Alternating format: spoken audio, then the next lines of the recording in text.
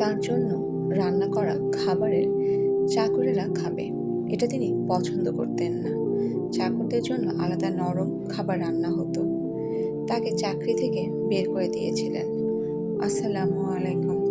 আজকে একটি নিয়ামত অস্বীকার করার পরিণাম এর গল্প আপনাদের সাথে শেয়ার করব।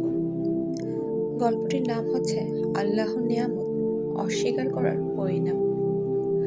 গল্পটা এক ধনী ব্যবসায়ীর। অনেক আগের কথা এটি। ঢাকার ধানমন্ডির অভিজাত এলাকায় এক আলিশান বাড়িতে তিনি থাকতেন। তিনি ছিলেন বেজায় ভোজন রসিক। ভালো ভালো খাবার খেতে খুব পছন্দ করতেন। 3 বেলা তার জন্য অনেক রকমের রান্না হতো। উদাহরণ হিসেবে বলতে পারি, সকালে নাস্তায় 15 থেকে 20 ধরনের খাবার, দুপুরে 30-এরও বেশি, আর রাতে হতো 25-এরও বেশি পদের রান্না। শুধুমাত্র তার রান্না করার জন্য অভিজ্ঞ কয়েকজন বাবুর্চি ছিল। লম্বা টেবিলের এই মাথা থেকে ও মাথা পর্যন্ত হরেক রকমের পদের খাবার ছোট ছোট বাটিতে রাখা হতো। 8 থেকে 10 জন চাকর টেবিলের 2 পাশে দাঁড়িয়ে তার খেদমত করত। তিনি সময় নিয়ে সব খাবার অল্প অল্প করে চেখে দেখতেন। এত খাবার একজনের পক্ষে খাওয়া সম্ভব না। আপনারা হয়তো ভাবছেন তার চাকর বাকররা হয়তো বেঁচে যাওয়া খাবার খেত। ব্যাপারটা আসলে ভুল, কারণ বেঁচে যাওয়া সব খাবার ডাস্টবিনে ফেলে দেওয়া হতো। আস্তাগফিরুল্লাহ। তার জন্য রান্না করা খাবারের চাকররা খাবে, এটা তিনি পছন্দ করতেন না। চাকরদের জন্য আলাদা নরম খাবার রান্না হতো। একবার এক চাকর লুকিয়ে তার খাবার একটু খেয়েছিল বলে তাকে চাকরি থেকে বের করে দিয়েছিলেন তিনি। একদিন সেই বড়লোক প্রচণ্ড অসুস্থ হয়ে পড়লেন। তাকে ঢাকার সব থেকে বড় প্রাইভেট হাসপাতালে ভর্তি করা হলো। হাসপাতালে দীর্ঘদিন তার চিকিৎসা চলল, কিন্তু তার অবস্থার বেশি উন্নতি দেখা গেল না, বরং দিন দিন শরীর খারাপের দিকে যেতে লাগলো। অনেক পরীক্ষা নিরীক্ষার পরে ডাক্তারেরা তার পাকস্থলীতে গুরুতর একটা রোগ খুঁজে পেলেন। ডাক্তার তাকে ঔষধের পাশাপাশি 3 বেলা পাতলা নরম ঝাউ ভাত খেতে দিলেন।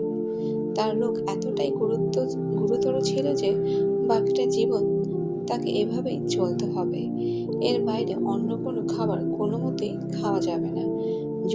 যদি তিনি অনিয়ম করেন তবে যে কোনো সময় তার মৃত্যু হতে পারে। আল্লাহু আকবার। আপনারা হয়তো ভাবছেন, আগে যেমন তার জন্য হরেক রকমের পদ রান্না হতো, এখন আর রান্না হয় না। বাবুর্চিদের হয়তো বিদায় করে দেওয়া হয়েছে। ব্যাপারটা পুরোপুরি ভুল। ঠিক আগের মতোই হরেক রকমের রান্না করা হয়। বাবুর্চিদের কাউকেই বিদায় করা হয়নি। তিনি আগের মতোই টেবিলের এ মাথা থেকে ও মাথা পর্যন্ত হরেক রকমের খাবার নিয়ে বসেন। পার্থক্য হচ্ছে চাকর বাকরেরা দুপাশে আগের মতো দাঁড়িয়ে থাকে না। তারা এখন টেবিলের দুপাশে বসে সব খাবারগুলো মজা করে খায়। সুবহানাল্লাহ। আর তিনি বাটি থেকে পাতলা ঝাউ ভাত চামচে তুলে খেতে খেতে চাকর বাকরদের খাওয়ার এই দৃশ্য 2 চোখ ভরে দেখেন। 3 বেলায় এভাবে চলে। তিনি যতদিন বেঁচে থাকবেন এভাবেই চলতে থাকবে। তার মতে তিনি তার চাকর বাকরদের প্রতি যে অন্যায় করেছেন, আল্লাহর নিয়ামতকে অস্বীকার করেছেন, তার পরিণাম এখন তাকে ভোগ করতে হচ্ছে। তাই তার পাপের প্রায়শ্চিত্তের জন্য তিনি এই ব্যবস্থা করেছেন। এতে যদি আল্লাহ তার পাপ কিছুটা ক্ষমা করেন। সুবহানাল্লাহ।